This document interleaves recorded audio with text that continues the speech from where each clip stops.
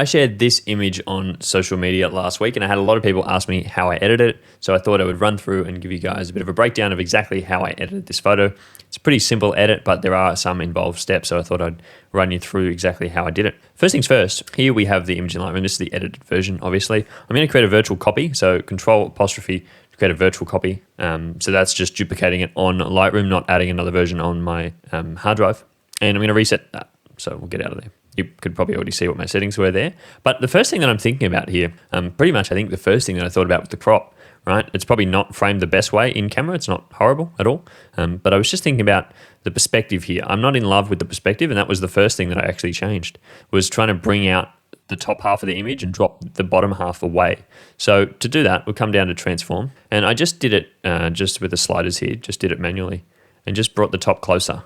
Right? So just bring it up a touch. Now you'll notice the vertical lines are no longer vertical. It sort of aims towards me forward. That is what I did to edit it because I thought that looked nicer. Bring their heads closer. It sort of slims out the legs as well. It gives a bit of a warped perspective, which I don't mind. It's hard to tell here because we are warping the frame. So if you want to change your background color, just right click on the background, change that to gray. You'll see that we got all that white part there. Move the offset down and then I'll scale it up as well just to fill the frame. Just bring that offset back up just so we see the bottom of that dress there on the frame.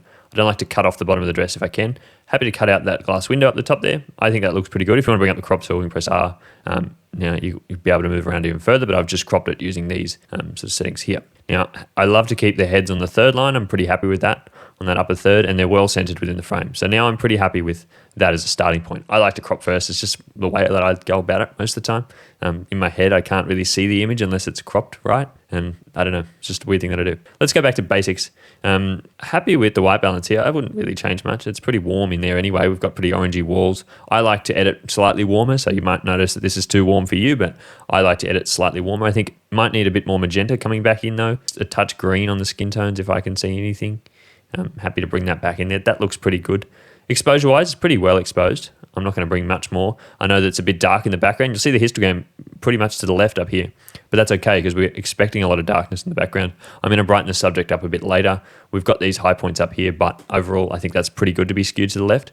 I might bring it up a touch, just brighten them a little bit, but not overall too much. The contrast, I'm not going to touch the contrast here. I think it's a pretty heavy-handed slider, and as we know, the contrast just splits it at halfway. So to brighten anything brighter than 50%, darken anything darker than 50%. For me here, because most of the image is below 50%, it's going to darken most of the image anyway and create a weird skew. So I want to use the tone curve to actually control where I'm adding contrast. All I do basically in the basic tab is try to bring the image back to a good starting point. I'm not trying to grade the image in the basic tab. I'm just trying to bring it back to a starting point that I'm really happy with. So to do that, I'm just going to drop a bit of contrast really, and drop those highlights to bring them back in a little bit more. Also on the skin, up the shadows just a touch, just to bring a bit more detail back down the bottom here. I'm going to take it away later, but I like to have control over where I'm taking it away and adding it to. The whites, I always increase my whites a touch. So I'm sort of adding contrast in the highlights by increasing the whites, but bringing the highlights back down, and the same with the blacks as well. Then I add a bit of vibrance. Now I use vibrance over saturation all the time because, as we know, vibrance avoids the skin tones and the oranges. So you'll see there that blue gets heavily saturated with the red as well, but the orange stays okay. If we did the saturation, you'll notice that the skin tones go really weird. So I don't often use saturation unless I'm doing like landscape photography. For any sort of portraiture, mostly vibrance, and it's much easier on the skin tones. So I like to push it up quite a fair way. So I'm going to go up to about 30 here on the vibrance because I like quite colorful imagery. If you're someone that likes to have that bit of a desaturated vibe, totally fine with that. But I like a bit of color. Now the one thing that I did do here, and you'll notice this is taken on the new Nikon 35mm f1.2 S lens. So it's at 35mm, but we've got a good amount of background separation because it's at 35. It's strange. It looks a little bit weird to the eye to have that much background separation. It's not crazy, obviously. The background's not crazily blurred out, but it's a lot more than you'd expect at 35mm. So I'm just going to enhance that effect really, and I love to do this in my images where I drop the clarity. Now, a lot of people would be weird about dropping the clarity. We like to increase the clarity and add a bit more definition into our images. All that clarity is doing is increasing the contrast around those hard edges, but it also introduces sort of contrast in areas with sort of low detail as well. So when I'm dropping clarity, I'm reducing contrast in those areas of low detail, but also on those hard edges. And you will notice that it's sort of softening out the edges in the frame here, the framing of where the light comes through the window, around the stairs, around the edge of the skin. You'll notice that if I zoom in even more, we'll go to see it's sort of dropping the contrast around those edges and smoothing out parts that aren't harsh. So I'm happy to do that because it really smooths the skin tones, it smooths the background. I love to drop clarity, really, and it's probably one of the things that I do in all my images is drop clarity, which is weird. But now you'll notice it's becoming a bit too soft. So what I'm going to do is bring up the texture, which is only going to affect areas of high detail, right? So we can use these hand in hand, and you'll notice when I bring up the texture, that sort of goes a bit overboard, but you bring it up a touch just to equal it out. And all of a sudden you wouldn't really know that I've dropped the clarity and I've removed a bit of like sharpness from the image, but I've removed it in areas that I'm happy to remove it, like the background. When I'm dropping the clarity, it's going to remove it from the background. It's going to create those contrast gradients and going to smooth out those harsh edges where we're getting really high contrast edges. I don't want those, so I'm removing them with clarity. So here I'm at a pretty happy point now where I can move on. The next part for me is the tone curve. I like to bring up my blacks. So that's just something that I do in my images, not crazily up to here, but bring it up to maybe 10, just depending on the image. This is a more sort of old schooly image that I'm trying to go for here. This was that type of edit. So I'm happy to bring up my blacks a little bit. And so now there's no true black in my image, but I'll bring back down in the shadows just a touch. Now, obviously this looks too dark just yet. But you'll notice here that we've got the histogram, and you'll see, I'll bring this up here. You'll see that majority of the sort of tones in the image are down this end. So when we're talking about our shadow tone, normally it's around that 25% mark, but here it's probably even below that. The 25% mark of overall is probably down here. So that's why I brought this tone back down, because that is where the shadows are. But the highlights are really like, and you can use this on there to go around and sort of see where different tones are. Like obviously here is way up in the highlights, right at the top. But through here, most of this stuff, which I would say is highlighty, like even the dress there, like I want that to be in the highlights, is only there on the tone curve, right? So we can move that up. Let's get rid of that one. We can move that up there to bring contrast back. And now I've brought contrast back in a way that's not as heavy-handed as just using the contrast slider, because I'm actually controlling where the contrast is. And you'll notice already that makes a massive difference off and on, because I've added highlights back in without destroying the image like the way that it was going to do with contrast. Now I'm going to keep my whites. You could drop your whites if you wanted to. And then you'll notice that effects up here is sort of smoothing out, but it affects the skin as well. And I like nice harsh whites sometimes in my images. Outdoors, sometimes they're a bit harsh, but indoors here, I like the whites. It's adding good contrast in the dress there as well. Let's get down to the colors. I didn't do a lot here in the HSL because all I'm doing with HSL really is trying to bring it back to a good standard sort of baseline, because I'm going to do my color grading with the color grading tab. So with HSL, I'm just trying to bring it back to a standard baseline. The background wall here is looking a bit too orangey yellow, so I might bring the yellows down towards orange to give it a bit more of a red tone. And the skin tones kind of lie in that area as well, so you've got to be very careful. We obviously don't want to crush them completely, but you'll notice that it's avoiding the skin tones pretty well here.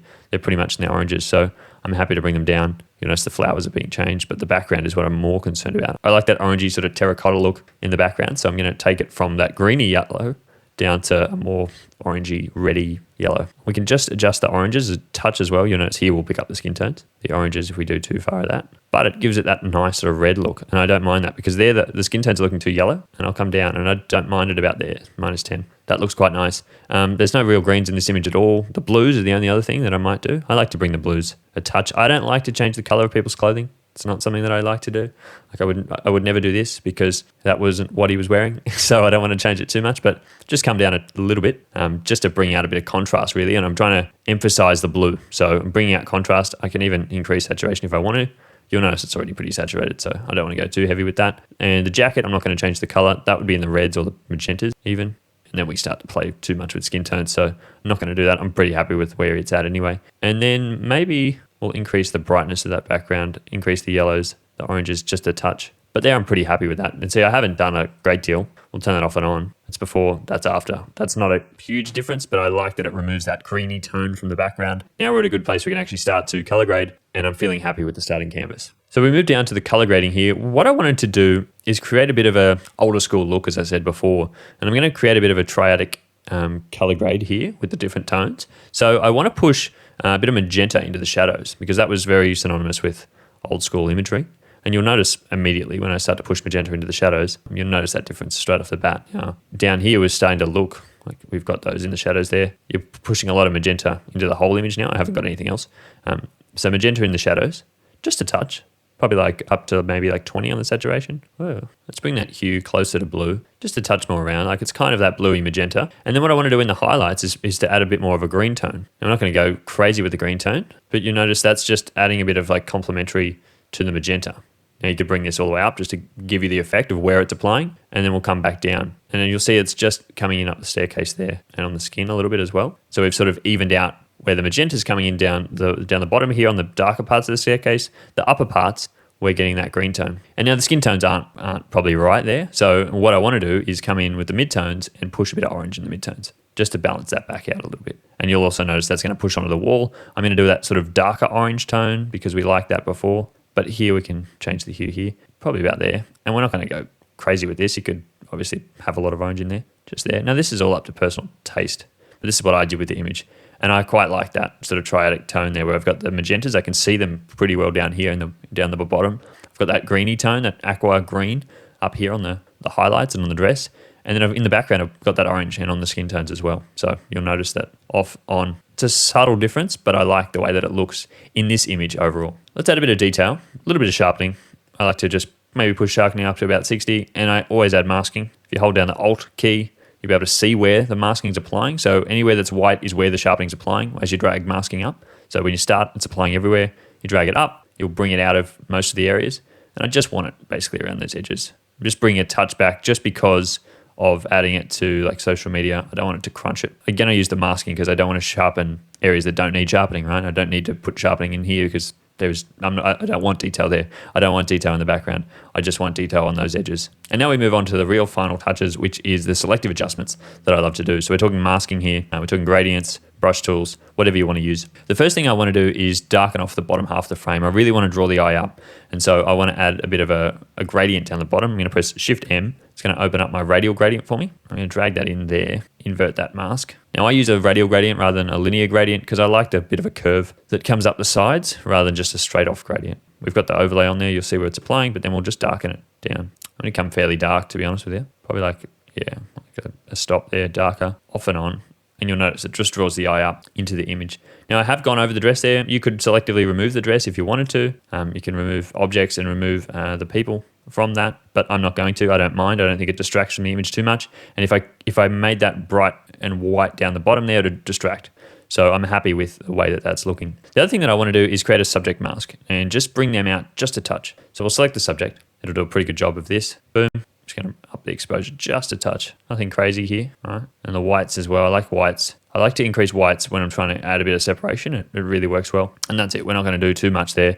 Just brings them off the background a little bit. And then finally, I want to add a little bit of haze almost at the top here, a little bit of light coming back down from the top because I think I've removed a lot of it. And I've removed that glass window up here so we can't see where the light's coming from, but I can sort of give the effect of where light's coming from. So I'll create a radial gradient up here. It's up the feathering on that to get it right out to be nice and feathered. Rotate it, move it up that way.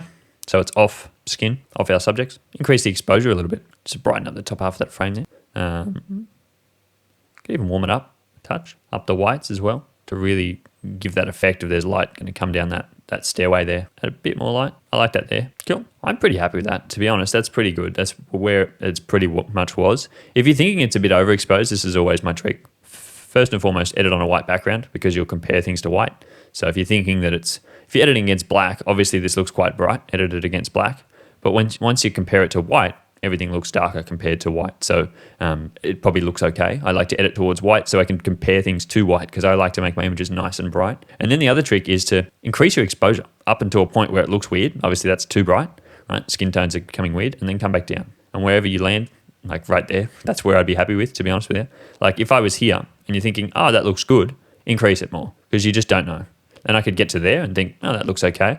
Keep increasing it until it gets weird and then come back. That's always my trick. And I'm still landing about that, 0.2, 0.25, wherever. And there we have it. That is the final image. I hope you guys enjoyed going through this one. I hope you got a little bit out of this video. But until next time, guys, I will see you in the next video.